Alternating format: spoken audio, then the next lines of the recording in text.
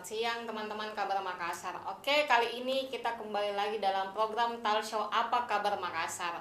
Oke, siang ini kita kedatangan narasumber yang sangat keren sekali. Dalam program Apa Kabar Talk Show kita ini, dengan tema kita akan mengangkat isu bahwa menghapus stigma dan diskriminasi terhadap penyandang disabilitas. Oke, di samping saya sudah hadir narasumber kita yang sangat keren sekali menurut saya. Di samping saya ada Kak Nur Syarif Ramadan, atau lebih akrab dipanggil Kak Syarif ya. Ya. Iya. Beliau ini merupakan Ketua Yayasan Pergerakan Difabel Indonesia untuk Kesetaraan atau PERDIK. Oke, bagaimana kabar Kak Syarif? Alhamdulillah sehat. Oke. Meskipun Makassar hujan. Iya, meskipun Makassar lagi dilanda banjir ya. Iya, banjir. Iya, tapi itu tidak menghalangi semangat kita semua untuk program hari ini. Oke, sedikit mungkin Kak Syarif ini merupakan Ketua PERDIK ya, Ketua Yayasan Pergerakan Difabel Indonesia untuk Kesetaraan. Kak Syarif ini juga merupakan salah satu kandidat program inspirasi ke New Zealand tahun 2019 kemarin ya. Iya. Ya, selain itu baru-baru ini Kak Syarif juga baru balik dari Sydney, Australia. Ngapain Kak Syarif? Kuliah singkat Oh, di ya, ada. University of Sydney. Oke. Jadi narasumber kita pada siang ini sangat keren sekali. Kita akan membahas tentang bagaimana stigma dan diskriminasi itu melekat pada teman-teman disabilitas. Mungkin Kak Syarif boleh dulu menjelaskan terkait bagaimana sih kondisi teman-teman difabel yang ada di Makassar khususnya. Wah, langsung berat pertanyaannya. Iya, jadi sebenarnya kalau mau bicara soal disabilitas secara keseluruhan itu adalah sesuatu hal yang kompleks ya. Kalau misalnya aspeknya kita langsung bicara di Makassar, ada begitu banyak misalnya tantangan, problem yang dihadapi oleh teman-teman disabilitas dalam kaitannya untuk mengakses layanan publik. Misalnya ada hambatan yang diperoleh ketika misalnya teman-teman disabilitas ingin mengakses kayak mau sekolah, mereka biasanya jarang diterima ketika mereka ingin masuk ke sekolah reguler non SLB, ataupun misalnya dalam aspek-aspek yang lain kayak ketika misalnya untuk di sektor ketenagakerjaan. Iya.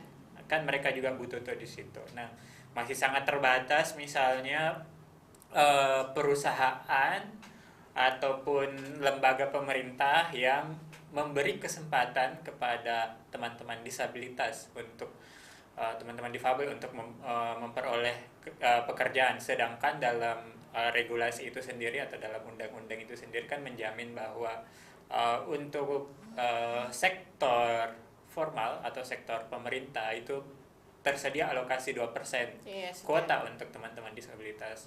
Sedangkan untuk sektor swasta minimal dalam kuota yang tersediakan adalah 1%. Jadi kalau misalnya ada tenaga kerja yang dipekerjakan sebanyak 100 orang, minimal 1 orang dalam perusahaan itu ada difabel. Cuman memang tantangannya di situ ya. Jadi ini sesuatu hal yang kompleks karena ketika misalnya bicara dunia kerja, ada kualifikasi yang kadang dibutuhkan oleh teman-teman difabel, yaitu kualifikasi pendidikan. Sementara banyak teman-teman difabel yang tidak memperoleh pendidikan yang layak, yang sesuai dengan kualifikasi yang kadang dibutuhkan untuk merekrut mereka menjadi, baik itu menjadi tenaga ASN maupun untuk bekerja di sektor yang lain. Oke, tapi memang kalau data yang dimiliki PERDIK sekarang, jumlah teman-teman disabilitas yang ada di Makassar mungkin ada kisaran berapa? Kalau misalnya menurut data PERDIK sendiri. Nah, ini menarik kalau bicara soal data. PERDIK hanya punya data terkait dengan teman-teman difabel yang pernah bersinggungan dengan PERDIK, baik itu menjadi menerima paket donasi misalnya dari PERDIK. Mungkin saya perlu jelaskan ya PERDIK itu apa. Jadi PERDIK itu semacam non-government organization, jadi organisasi non-pemerintah yang memang fokus di dalam upaya pemberdayaan ataupun advokasi bagi teman-teman difabel dalam bidang literasi. Sebenarnya awal pendiriannya PERDIK itu kita mau berkampanye di isu literasi karena masih sangat kurang sekali kajian yang terkait dengan isu disabilitas yang bisa diperoleh. Jadi PERDIK ingin awalnya mengisi ruang-ruang itu. Pun juga Perdik menjadi salah satu organisasi yang bergerak di isu disabilitas yang terbuka dengan mereka yang bukan disabilitas. Jadi waktu awal pendirian Perdik di 2016 itu kita banyak teman-teman yang bergabung ya, yang mereka bukan disabilitas. Ada beberapa yang bisa saya sebut, misalnya ada jurnalis, ada Kak Nurdin Amir dulu pernah gabung di Perdik, mantan ketua AJI. Kemudian Kak Fauzia Erwin yang sekarang jadi komisi informasi, itu juga dulu menjadi pengacara publiknya Perdik yang membantu Perdik mendampingi teman-teman difabel yang menjadi korban kekerasan seksual. Nah, karena itu Perdik tidak berbasis anggota, jadi kita tidak ada data yang bisa kita paparkan secara publik bahwa anggota Perdik itu sekian. Tapi di dalam beberapa kegiatan, misalnya di 2019 kami pernah menjalankan sebuah proyek dari Voice terkait dengan survei aksesibilitas layanan publik di Makassar yang mengharuskan kami mencari data pada waktu itu. Kami datang ke berbagai tempat yang berkemungkinan memperoleh data, kayak BPS, ternyata tidak ada. KPU. Ya, hingga akhirnya kami ke KPU, ternyata KPU punya data. Waktu itu datanya mungkin hampir 2000 ya, difabel di Makassar. Nah, waktu itu kami menggunakan data KPU untuk menjalankan proyek itu dan sekaligus mengecek seberapa valid data yang dimiliki oleh KPU. Ternyata juga tidak valid karena kenyataannya ada banyak yang terdata di situ dan bukan difabel. Jadi waktu kami datang ke rumahnya untuk melakukan survei terkait seberapa sering mereka mengakses layanan publik, ternyata mereka bukan difabel. Nah, itu mungkin sekitar ada 30%, 30 sampai 35%. Jadi validnya waktu itu ya sekitar 70% lah mungkin validnya. Kalau di KPU secara keseluruhan mereka punya, kalau di skalanya Sulawesi Selatan ada sekitar 20.000 data difabel. Cuman itu yang terlapor, tapi misalnya kemungkinan besar ada di wilayah-wilayah lain itu teman-teman disabilitas yang tidak tercatat. Saya sendiri tidak termasuk, tidak ada di dalam KPU sebagai difabel waktu itu, di data yang mereka punya. Iya, jadi berarti tidak menutup kemungkinan bahwa ada banyak sebenarnya data yang tidak tercatat. Berarti ada kemungkinan masih banyak teman-teman difabel yang tidak terlapor dan tidak tercatat di data. Karena sebenarnya isu pendataan soal disabilitas, soal difabel itu kami sudah suarakan 2015, 5 tahun sebelum sensus nasional dilakukan oleh BPS. Dengan menggunakan instrumen yang sudah dikembangkan oleh komunitas disabilitas, nama instrumennya itu Washington Group on Disability Statistics. Dia diadaptasi dari punyanya Amerika dan waktu itu sebenarnya berhasil kami di beberapa program yang kami jalankan, kami melakukan pendataan di wilayah paling kecil di desa. Sistem itu sudah dilakukan dan itu berhasil memotret jumlah difabel yang tinggal di desa.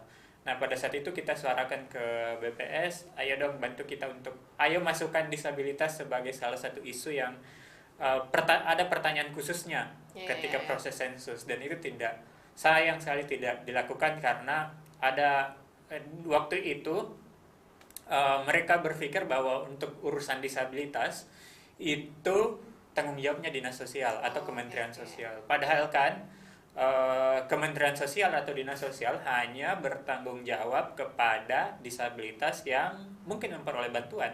Sedangkan ada juga disabilitas yang mungkin tidak termasuk di situ dan seharusnya juga mereka terdata. Jadi itu sih problemnya, itu masalahnya yang dihadapi saat ini. Kalau data dari Dinas Sosial sendiri itu berdasarkan dari warga difabel yang memperoleh bantuan itu di Sulawesi Selatan kalau nggak salah juga ada sekitar 20.000 jumlah difabel, dan itu masih sangat, kalau misalnya kita mengacu kepada perkiraannya WHO bahwa di dunia itu ada sekitar 8-15% difabel, itu masih sangat kurang, masih sangat di bawah karena data itu tidak menggambarkan secara konkret. Mungkin ketika yang ada di desa, di kampung mungkin belum terdata. Iya.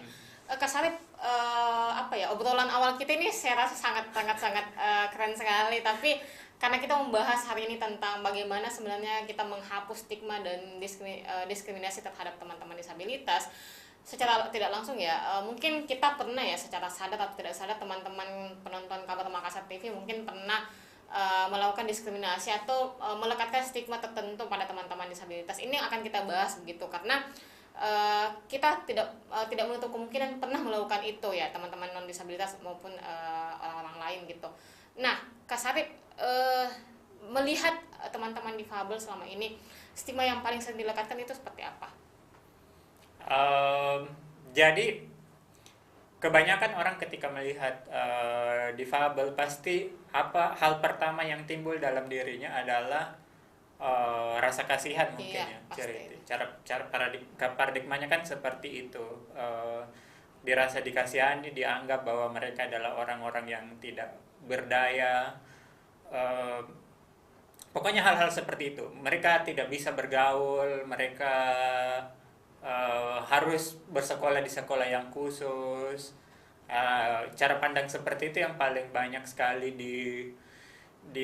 diterima oleh teman-teman difabel, sehingga mereka tidak memiliki akses misalnya untuk berbaur dengan mereka yang non difabel, ataupun berbaur dengan kelompok-kelompok yang lain, karena adanya rasa itu mereka tidak dilibatkan.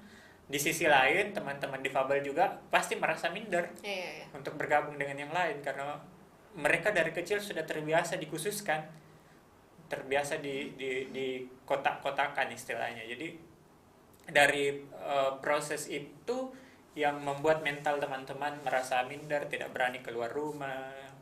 Nah, hal-hal mendasar seperti itu yang sebenarnya mesti sudah tidak dilakukan lagi sekarang. Misalnya teman-teman difabel itu harus diupayakan bisa terlibat dalam berbagai sektor yang dilakukan. Misalnya kayak sekarang lagi mendekati pemilihan umum, kan ada perekrutan Bawaslu, KPU dan yang lain-lain. Nah, biasanya itu kalau difabel yang diperhatikan adalah pada saat pencoblosan saja, bagaimana proses TPS-nya akses. Padahal dari awal sudah harus dipikirkan bagaimana informasi proses pemilih itu harus sampai ke teman-teman. Media pemberitaan, media layanan masyarakat itu sedari awal harus didesain supaya teman-teman difabel juga bisa mengakses informasi soal kandidat yang bertarung, ataupun bagaimana tahapan-tahapan yang lain yang mungkin dilakukan. Tapi begini Kak Sarip, kalau misalnya kita bicara Makassar ya, Makassar mungkin sudah terbuka terkait informasi tentang teman-teman disabilitas. Tapi saya melihat bahwa di desa-desa misalnya itu di wilayah-wilayah lain, orang-orang masih menganggap teman-teman disabilitas itu adalah orang-orang yang terbatas, tidak bisa melakukan ini itu. Padahal kita sebenarnya harus melihat bahwa itu sebuah keunikan. Mungkin Kak Sarip boleh meluruskan pandangan atau stigma yang banyak melekat pada teman-teman disabilitas. Kan banyak orang melihat bahwa teman-teman difabel ini adalah orang yang tidak mampu begitu. Padahal sebenarnya kan teman disabilitas ini hanya tidak ada bedanya dengan teman-teman non disabilitas, hanya berbeda pada mereka punya keunikan. Misalnya teman-teman netra itu mereka melihat dengan cara mendengar dengan menggunakan telinga gitu. Mungkin Kak Sarip boleh meluruskan stigma yang banyak muncul di masyarakat ini. Karena saya juga dari desa, jadi saya dari Bontonompo, itu dulu masih desa. Sekarang juga mungkin sudah sedikit jauh lebih maju, tapi saya aslinya saya dulu lahir di Galesong Selatan, salah satu desa nelayan di Kaluku Bodo pada saat itu, yang membuat saya di usia 3 bulan itu terkena katarak di bola mata, dan karena pengetahuan medis pada saat itu belum memadai, sehingga kemudian saya lambat memperoleh penanganan ya. Jadi memang ketika misalnya tinggal di desa, orang-orang ketika belum memiliki akses ke pengetahuan, ketakutan yang ada di dalam benaknya mereka, wah anakku ini jadi difabel, kalau dia buta pasti jadi tukang pijit, atau kalau dia disabilitas fisik pasti jadi tukang jahit atau tukang las atau apa. Ya tidak ada yang salah sih dengan cara pandang itu, karena mungkin kita disesalkan dengan kita hanya sering melihat difabel yang mungkin kerjaannya hanya seperti itu. Nah, Makanya waktu itu kebetulan adalah orang tua saya ya cukup memperoleh, maksudnya keinginan orang tua saya untuk mendidik saya juga lumayan bagus ya. Jadi saya waktu SD itu waktu di usia TK sempat masuk TK tapi hanya bertahan 3 hari karena waktu itu saya dibully. Akhirnya saya berkelahi dengan teman-teman sebaya saya. Dan pada akhirnya di hari ketiga itu hari keempat kayaknya saya sudah tidak bisa lagi ke sekolah. Dan karena itu ya bertambah lagi stigma tuh di situ bahwa disabilitas itu gampang tersinggung Iya, apa dan yang berperan dan lain-lain. sebagainya. Nah, tapi kemudian ketika umur 7 tahun saya ketemu dengan guru SLB yang mendidik, yang punya pengalaman mengajar anak-anak difabel, sehingga kemudian saya pindah ke Sungguh Minasa waktu itu di Sumba Opu, saya SD di situ. Ketika kemudian lama dewasa bertemu banyak teman-teman difabel yang ada di kota, ternyata memang pengetahuan mereka sudah jauh lebih canggih, sudah ada difabel yang masuk ke sekolah reguler, sekolah umum. Akhirnya pada saat SMA juga saya masuk ke memperoleh hal yang sama. Nah, di kampung itu akses-akses seperti itu pasti masih tidak banyak di apa namanya, belum banyak ditemukan, dan prioritas orang biasanya untuk membuka akses kepada anak yang difabel masih sangat terbatas. Jadi sebenarnya disabilitas atau difabel itu sebenarnya kita sama aja dengan orang yang lain.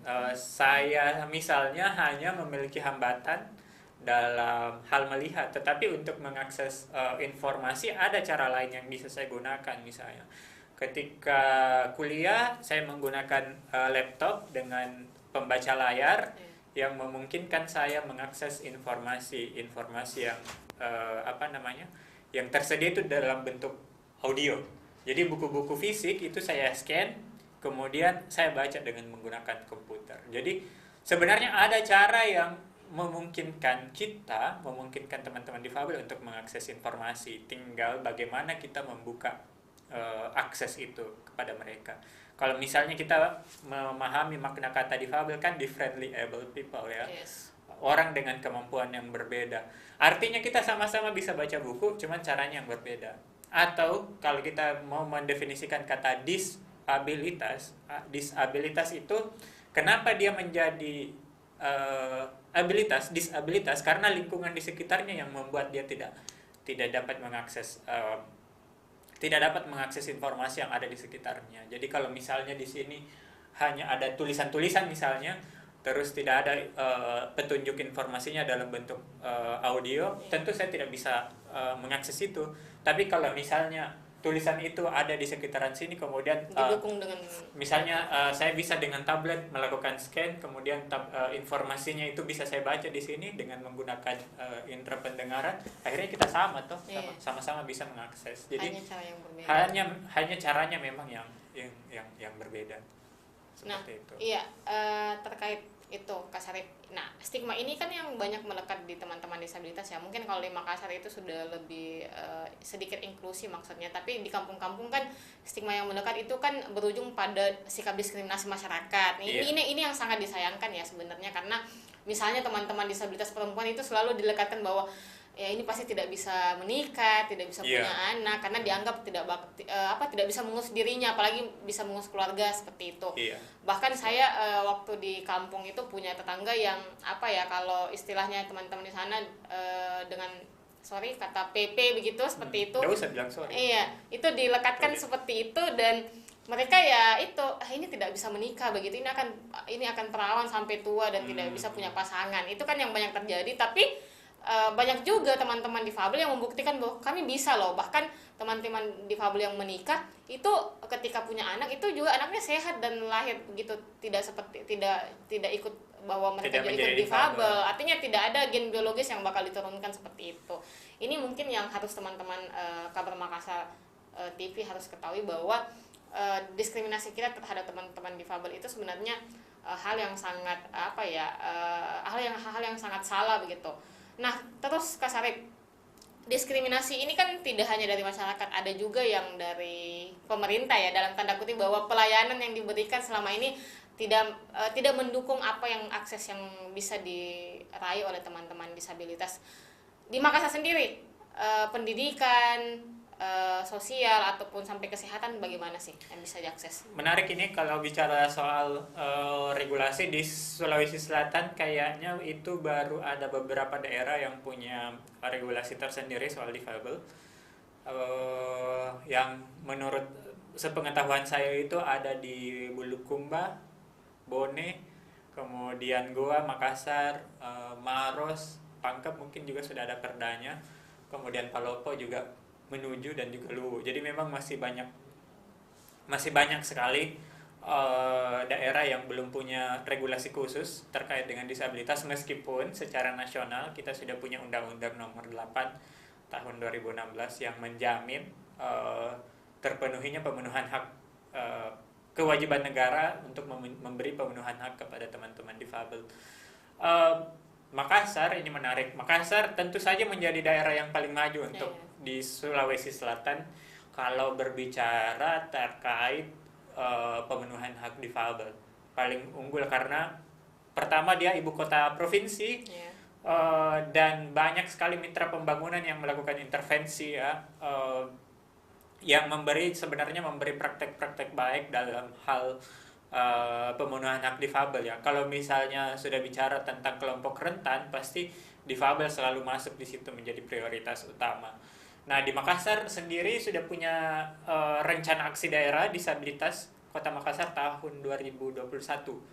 Itu yang meng-guide atau memandu satuan kerja perangkat daerah atau organisasi perangkat daerah dalam membuat program-program yang dapat yang dapat mengakomodasi kebutuhan teman-teman difabel. Misalnya ada di sektor pendidikan di Makassar ada kuota 3% misalnya untuk siswa difabel masuk ke sekolah umum. Atau ya mungkin belum 100% bagus, tetapi sudah mengarah ke sana, kayak untuk layanan kesehatan juga secara perlahan mulai diperbaiki. Ada beberapa program yang dijalankan kayak menyediakan informasi yang dapat diakses oleh teman-teman tuli dan yang lain-lain. Cuman memang banyak tantangan yang mesti diselesaikan, kayak jumlah juru bahasa isyarat yang sangat terbatas, kemudian pengetahuan. Tantangan berikutnya adalah bagaimana memberi pemahaman kepada petugas kesehatan terkait dengan bagaimana etika berinteraksi dengan difabel yang baik dan benar. Jadi kan selama ini mereka tidak tahu tuh bagaimana caranya komunikasi. Ya ini juga karena adanya stigma dalam benaknya mereka. Misalnya kalau saya ke rumah sakit mau periksa misalnya, biasanya kalau saya bawa orang lain, yang diajak komunikasi itu orang lain, bukan saya, padahal yang sakit saya tuh.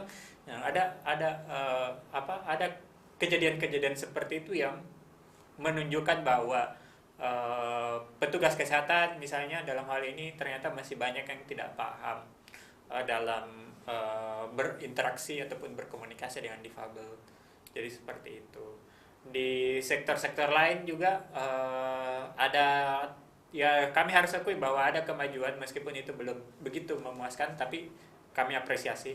Kayak bagi teman-teman yang tidak punya kartu identitas, Dinas Catatan Sipil dan Disduk Capil juga sudah memberi perhatian lebih ke situ dengan membuka ada antrian khusus untuk teman-teman difabel ketika ingin mengurus KTP. Cuman memang kalau mengurus itu lama. Antriannya lumayan lama. Jadi kalau berbicara soal, kalau mau dibandingkan Makassar kalau mau dibandingkan dengan wilayah lain, Makassar di Sulawesi Selatan khususnya, Makassar ini jauh lebih baik lah ya, tapi baik dalam tanda kutip ya, masih banyak hal yang perlu diperbaiki, dan saya merasa bahwa Makassar itu tidak seharusnya dibandingkan dengan wilayah lain. Kalau Makassar mau bagus harus dibandingkan dengan kota-kota lain yang juga maju misalnya.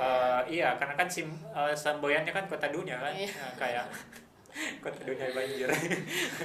Jadi kayak misalnya kayak Jogja gitu Iya, yang sudah lebih sedikit maju di mana-mana kita bisa temukan guiding block ya, Yes. Jogja atau di Surabaya. Jakarta, Surabaya, Bandung yang sudah sedikit jauh lebih maju. Iya. Jadi mungkin juga kita berharap arah untuk sampai ke sana juga semakin ditingkatkan. Itu tadi terkait misalnya bagaimana pemerintah memberikan akses ke teman-teman difabel khususnya di Makassar itu sudah dirasa cukup ya, meskipun dalam tanda kutip harus ada banyak perbaikan yang dilakukan oleh pemerintah. Oke, terakhir mungkin pesan-pesan Kak Sarip kepada penonton kita Apa Kabar Makassar di talk show ini, bahwa bagaimana sih sebenarnya apa yang harus dilihat ke teman-teman disabilitas atau apa yang harus dijadikan sebagai tolak ukur bahwa teman-teman disabilitas ini sama loh dengan kita, bahwa mereka juga punya hak asasi manusia, mereka layak untuk mendapatkan akses pendidikan, layak untuk mendapatkan akses kesehatan dan sebagainya. Ya. Pesan-pesan Kak Sarip kepada penonton Apa Kabar Makassar itu ya Enggak apa-apa jadi panjang nggak pesannya. apa-apa. Jadi 3 tadi menit. berapa? 3 menit. Tadi kan kita bicara bahwa ada anggapan di masyarakat bahwa disabilitas itu adalah penyakit. Iya. Pertama, disabilitas itu bukan penyakit. Ada memang ragam disabilitas tertentu yang butuh intervensi dokter, tapi ada juga yang tidak. Macam saya ini, saya sudah tidak membutuhkan intervensi dokter lagi karena sudah seperti itu, Mi. Biarpun dilakukan tindakan yang banyak itu sudah tidak akan berubah. Tapi itu tidak menghalangi saya misalnya untuk bisa berdaya, untuk bisa kuliah, untuk bisa bekerja, atau bisa kemana-mana gitu. Nah, mestinya hal-hal seperti itu perlu diperhatikan, bahwa disabilitas jangan selalu dikaitkan dengan dunia medis ya, karena itu yang selama ini menghambat teman-teman difabel. Kemudian berikutnya, kalau saya hal yang paling sederhana, kalau kita misalnya punya keluarga difabel di rumah, hal yang paling sederhana dulu yang dilakukan. Kalau kita pergi jalan-jalan, ajak juga keluarga tak pergi jalan-jalan yang difabel itu. Jangan dikurung di rumah. Iya, jangan selalu tinggalkan. hanya tinggal di rumah, terus tidak bisa mengakses sekolah. Pokoknya ajak bersosialisasi dan ajak mereka keluar rumah, bawa mereka ke sekolah-sekolah reguler, karena saat ini semua sekolah itu wajib mendidik anak difabel. Jadi kalau misalnya saya sih selalu mendorong teman-teman difabel untuk tidak bersekolah di SLB, karena itu membatasi mereka misalnya. Karena kalau misalnya tiap hari hanya di SLB, saya dulu di SLB 6 tahun dan ternyata di kelas itu saya sendiri saja, itu kadang membuat kita merasa minder. Jadi upayakan untuk anak-anak difabel kita untuk bisa bersekolah di sekolah reguler dibanding dengan di sekolah khusus. Hal yang lain mungkin yang paling terakhir adalah mari kita berpikir inklusif sejak dalam pikiran. Mari mendorong kalau kita adalah pemerintah, mari membuat kebijakan yang dapat diakses oleh semua kalangan, termasuk dengan teman-teman difabel. Kalau kita punya keluarga difabel, mari membuka akses untuk keluarga kita agar dia bisa mengakses hal yang lain layaknya masyarakat pada umumnya. Oke, terima kasih Kak Sarip. Jadi itu tadi pesan-pesan dari Kak Sarip ya, bagaimana sebenarnya masyarakat untuk bisa lebih terbuka melihat teman-teman difabel yang sebenarnya bukan terbatas, bukan memiliki batasan atau dan sebagainya, tapi mereka itu punya keunikan sendiri seperti itu ya. Jadi kita sebagai teman-teman non disabilitas ya, kita harus sudah mulai mendorong dan menghapus stigma-stigma dan diskriminasi yang banyak terjadi di teman-teman disabilitas, agar mereka juga bisa mendapatkan kepercayaan diri dan lebih maju seperti itu. Oke, sekian talk show Apa Kabar Makassar kita pada siang hari ini. Terima kasih Kak Sarip sudah datang dan berbagi kepada penonton semua. Oke, saya Andini pamit undur diri. Wassalamualaikum warahmatullahi wabarakatuh. Waalaikumsalam.